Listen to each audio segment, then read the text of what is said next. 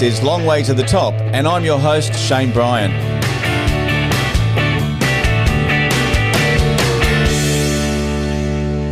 Welcome back to Long Way to the Top, and my next guest is the real deal. She's a powerhouse voice, a road-hardened rocker, someone who's been earning her stripes long before people saw her absolutely blow the doors off The Voice. She's just dropped a brand new album called 42 Days, a record that is raw, emotional, loud in all the right places, and built on real-life stories, heartbreak, resilience, and pure Aussie rock and roll. This is blues, this is grit, and this is pure storytelling at full volume. Please welcome Rose Carleo. How are you? Hello, Shayne. Wow, that sounds unreal. I'm a lot. Thank you. Oh, look, I've got to say, last time we spoke, we were talking about 42 days, and it's been a lot longer than 42 days. It's finally come out. It has. Congratulations. I mean, has it Thank you. sunk in that the album's finally out there? Oh, I think it has. Yeah, I was quite emotional when the CDs got delivered, and then on release day I was actually quite emotional. Everyone's like, "What's going on?" I'm like, "It's just been such a big thing, and a long ride, to finally get it released." Yeah. Now, we heard a bit of a taste of that album with Son of God. Yeah. But you've got a really powerful story, which we did kind of touch on in our last chat, but it was behind the title 42 Days. Can you take us right back to where that idea first hit? So I unexpectedly lost my sister. It'll be 2 years this July, so in July 2024. And it hit me like a ton of bricks, as it would, but we were very, very close, and we'd speak every day. She was in WA. So unexpectedly lost her, and I was just beside myself, that for weeks and weeks I couldn't function. I didn't, if I didn't want to get out of bed, I just couldn't. Yeah. So Mick Adkins, who is our guitar player and producer and songwriter, and my husband, kept flying the flag while I was trying to exist, I guess. Kept demoing the stuff and everything, and then 6 weeks after, which was 42 days, we're at my in-laws' house, Mick's mum's house in Tassie, and we're sitting in the lounge, and all the family was around, and it was lovely to see everyone. And I'm trying to pull myself out, above water. And anyway, the lyrics came into my head. Room full of people, I'm so empty inside, 42 days, you're not by my side. So it's like, I was counting down, like I'd say to Mick, I can't believe it's been 7 days since Kathy's gone. I can't believe it's been 21 days. So in my head, I was kind of counting down. I don't know why, I just was. And this happened to be 42 days. So I thought, oh. And then I got out my phone and I started writing the lyrics in there. And I had a bit of a melody going in my head. And I was actually quite excited. I thought, oh, it's the first song I've written, since it all happened. And my first kind of, coming up for air kind of thing.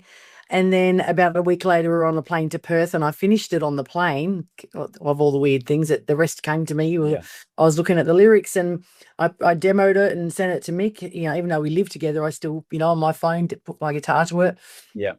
And and I thank my sister for that. I kind of feel like she kicked me up the backside, saying, "Come on, it's time now. You've had it. You've had your time. So get it together. I know you miss me, but it's all good." So, so I'm looking at it as sort of as a positive thing that she, gave me a kick and said, let's do this. Do what you do and keep going. So it was the kick I needed, and so I kind of look at it as a really positive thing. And I just, every day is hard. It is. I've lost other family previous too, but it's hard every day. So I'm just going to try and learn to live with it. You do. And I mean, a lot of songs sort of come from real life experience. Is it difficult when you're singing the song to relive through those moments through music? Yeah. Look, at rehearsals, like I was 4 or 5 times with rehearsal, I'd be bawling my eyes out singing. So, and I think there comes a point on stage where you kind of have to look through that and go, okay, I've got to deliver the story. Don't think that, you sort of go into a different mode, I suppose, a different mask. You are telling a story, but it's not your story sort of thing. Yeah. So yeah, it is, and it can be hard for sure. And it just hits you at the weirdest times, but I'm very thankful for how it's all gone. Yeah, yeah. Have you had the chance to perform that song sort of live, Yeah. and has it hit you mid-song? Yeah. Yeah. Yeah, the launch, yeah, it has, but I've managed to sort of get through the rest of it. So yeah, it's tough, but it's also good too, as it's real emotion, it's raw. Yeah, yeah, yeah. Now, you've described your sound as bitch and blues rock. What does that mean to you, and what makes this album the Rose Carleo record? Bitch and blues rock. Oh, look, it's just in your face. It's just, Yeah. here we are. There's it's no apologies. It's we are as we are, and we're all a little bit older, and I guess it comes from age to not worrying, what people think, or of course you want everyone to like you, and if they don't, that's okay as well, because not everyone is for everyone. So bitch and blues rock, it's just like in your face, and no apologies, and just having a good time. I kind of put you in a very similar category as if he was a girl, Angry Anderson. I love Angry. But also like Susie Quattro, Yeah, I love there's not a lot of female rockers out there that just, fill the stage. Oh, thank you. Yeah. It's really lovely of you. Thank you. Yeah, it's I mean, I think it definitely comes, like I said, with age, that, you just, that care factor, with all due respect, it's like, I don't care, of course you want everyone to like you and everyone to enjoy, but if they don't, I'm totally cool with that Who too. cares? But yeah, just get on with it. Yeah. Yeah. There's also that classic, Aussie pub rock DNA too in there. And I think, it's something that you really cut your teeth on in the early days. Yeah, it is. All of us did, actually. Yeah, absolutely. It's what you lived for, it's the weekends, the bands. If you were playing in a band, or if you weren't playing, go out and seeing going to see a band. I remember I was sharing a house with a couple of friends, and their mum used to always say to me, "You're burning the candle." I'd go out 6 nights a week to go and see a band, right? I just, and she'd say, "You're burning the candle," and I'm like, honestly, I'm okay. I'll sleep when I'm dead.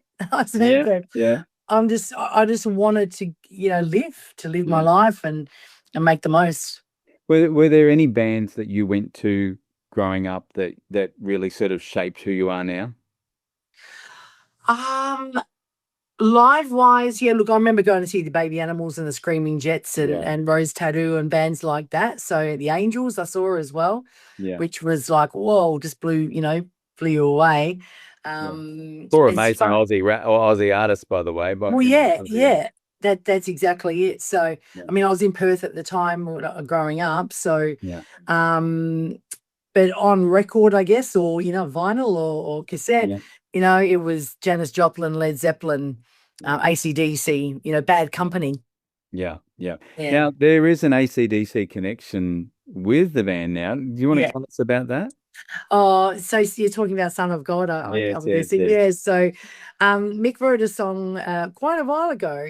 We're very, very good friends with Ross Young, who is Malcolm Young's son, Malcolm from AC/DC. Yeah.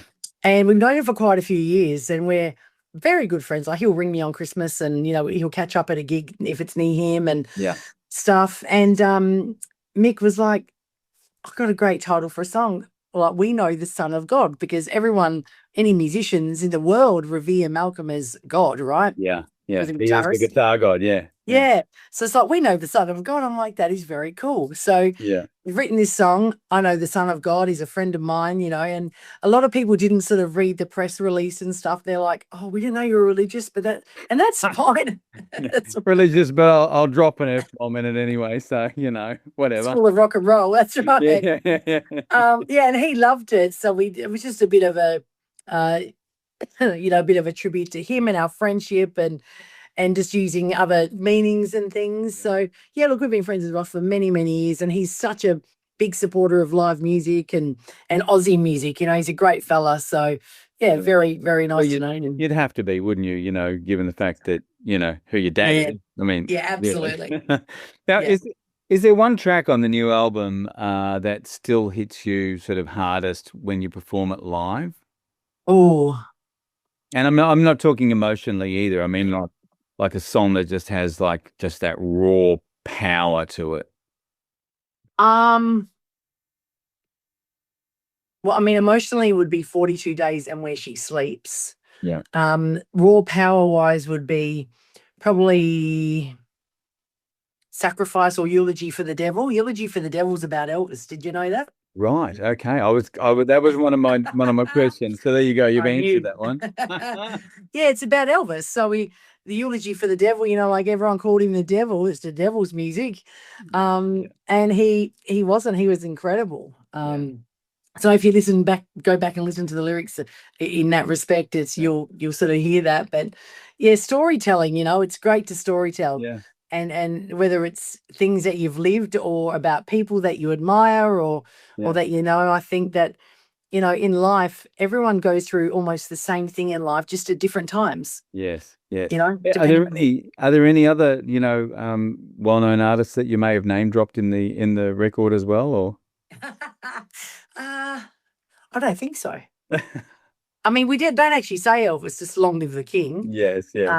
Son of God, Elvis, my sister. Yeah, no.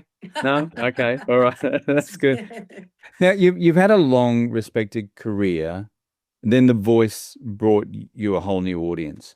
What changed after that experience for you?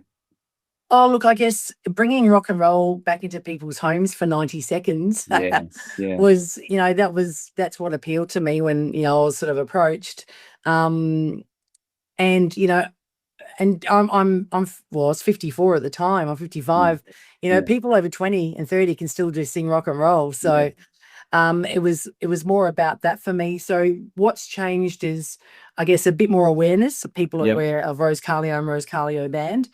And a bit more of a respect, I think, for older and women rockers. So just that awareness. And I've had a lot of messages from especially women in my age group afterwards too, saying how much they loved it and how it made them feel sort of seen as well. So that was really interesting. Yeah, yeah. And I guess also you had a bit of choice in the music that you chose as well, that you just the first song. Just the first song. Okay. So when you're going through the rest of them, like, were they trying to put you into other categories, or did they go, no, you're the rocker, these are the songs? Yeah, to a degree. I mean, I was the rock chick. They wanted a rock chick. But then when Richard chose, I think, Adele and the Stones was great. So, but I'd never sung any of those songs. So I had like 2 or 3 days to get my head around the songs. So they just wanted. Did it push you? Did it push you? Oh yeah, definitely did. Because you're thinking, to yourself, it's like, I've never done these songs. I can't have the words in front of me, of course, you wouldn't anyway. But I've got to know the melody enough and the lyric enough, especially the Adele song, because to me, she's incredible. And it was such an iconic song. And there's a lot of diehard Adele fans. And I'm like, I want to piss you one off. Mess this up, you're in trouble. Yeah. Yeah. So yeah, it was a fair bit of pressure, that was. But, I always sort of come out well under pressure. I seem to thrive on it. But no, they always looked at me as the rock chick, but let's see if you can sing this and this and this as well. So, and that was okay. Yeah. Now, you're going on tour? Yeah, I've been on tour and we're going on tour. Yeah. Well, so, I mean, and the songs from the album, from what I've heard so far, sound like they were meant to be played live, So what can fans expect on the tour? Lots of energy, lots of banter on stage, and just what's that saying? It's probably not really nice to say it, but balls out rock and roll, balls to the wall. I love it. Do it. Balls to the wall. Not that I've got them, but the boys have. But just I guess, Aussie pub rock, but our own songs and I guess an honest vibe, an honest playing, honest energy, and just as we are, Yeah. Yeah, love it. Now, if someone's hearing, you for the very first time on 42 Days, what do you want them to take away from it about the band and about your music? I want them to take away that we're real and we write about real things, Yeah. and there's emotion and Yeah. care in our music. Yeah, yeah, beautiful. Well, look, at the end of each show, I always do a fast five. So I'm going to do five Okay. questions. All right. Don't think about it too much. Whatever comes to mind. First album you ever loved? Skid Row's first album. Oh, nice. Yeah. Great album. Then they of course they've got a brand new singer. Well, they've been for a while now. And it was actually the first compact disc I bought as well. Yeah, right. Skid Row's. Yeah. Yeah. Well, a real fan. Now, one artist who made you want to be a singer? Etta James. No, really. Yeah. Incredible voice. Oh. Incredible voice. Yeah. Yeah. Best Aussie pub rock song of all time? Oh. Am I ever going to see your face again by Angels? Okay. Is there a band that you wish that you had have seen at a pub but never did? Oh yeah, there's many. Led Zeppelin. Yeah. I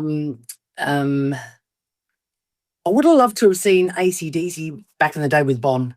Yeah. That would have been a dream. Yeah. Yeah. Yeah. Fantastic. And finally, describe your album in 3 words. Rockin', raw, and real.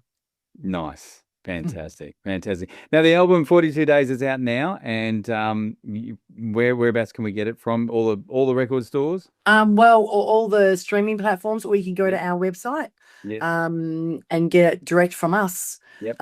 Go to Rose Carleo Band or rosecarleo.com, Yep. and go to store, and then we'll post it out. Yeah, fantastic. And it's available in CD and vinyl as well? The vinyl is about 3 weeks away. So, yeah, it will be, yeah, definitely. But CD for sure, yeah, got them here. Excellent. Look, absolutely love chatting with you. And you, thank you. Yeah, and look, I really hope that the album goes well and that the tour goes well. Have you got any sort of places and dates at the moment that we can share?